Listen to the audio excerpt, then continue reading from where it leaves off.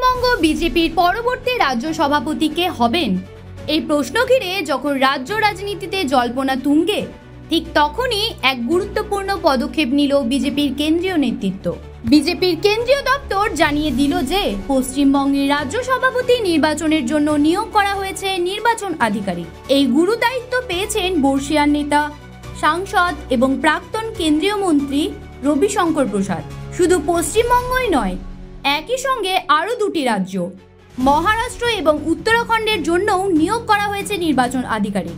মহারাষ্ট্রের দায়িত্বে রয়েছেন কেন্দ্রীয় মন্ত্রী কিরেন রিজিজু এবং হরিয়ানার দায়িত্বে রয়েছেন কেন্দ্রীয় প্রতিমন্ত্রী হর্ষ মালহোত্র। বিজেপি সূত্রে খবর, রবিশঙ্কর প্রসাদ খুব শীঘ্রই বাংলায় এসে পৌঁছাবেন এবং নির্দিষ্ট প্রক্রিয়ার মাধ্যমে রাজ্য সভাপতি নির্বাচন প্রক্রিয়া শুরু করবেন। মনোনয়ন জমা নেওয়া থেকে শুরু করে চূড়ান্ত নির্বাচন পর্যন্ত সবকিছু তত্ত্বাবধান করবেন তিনি।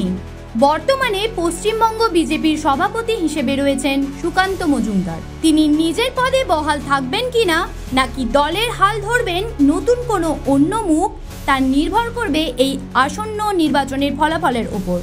এই নির্বাচনের মাধ্যমে শুধু রাজ্য সভাপতিই নয়, ঠিক করা হবে কারা থাকবেন বিজেপির জাতীয় পরিষদে বাংলার প্রতিনিধি হিসেবে। এই জাতীয় পরিষদ বিজেপির সর্বভারতীয় সাংগঠনিক কাঠামো তৈরিতে অত্যন্ত গুরুত্বপূর্ণ, কারণ এর মাধ্যমেই সর্বভারতীয় সভাপতি নির্বাচিত হন এবং দলে গঠনমূলক পরিবর্তন আনা যায়। জানা যাচ্ছে আগামী জুলাই মাসের প্রথম সপ্তাহের মধ্যেই পশ্চিমবঙ্গ, মহারাষ্ট্র, উত্তরাখণ্ড সহ মোট 6টি রাজ্যের সভাপতি নির্বাচন সম্পন্ন করা হবে। এমনকি আগামী 28 জুন থেকে 6 জুলাইয়ের মধ্যেই পশ্চিমবঙ্গের রাজ্য সভাপতির নাম আনুষ্ঠানিকভাবে ঘোষণা হয়ে যেতে পারে। শুধু রাজ্য সভাপতি নয়, আগামী জুলাই মাসেই বিজেপির সর্বভারতীয় সভাপতির নামও চূড়ান্ত হতে পারে বলে জানাচ্ছে বিজেপি নেতৃত্ব। এই পুরো প্রক্রিয়াকে কেন্দ্র করে রাজ্য বিজেপির অন্দরে যেমন উত্তেজনা, তেমনই রাজনৈতিক মহলেও শুরু হয়েছে জোর জল্পনা। সামনে কি ঘটবে, কার হাতে উঠবে দলের দায়িত্ব, সেদিকে এখন তাকিয়ে গোটা বাংলা। জ্যোতি সরকারের রিপোর্ট, হেডলাইন্স, কলকাতা।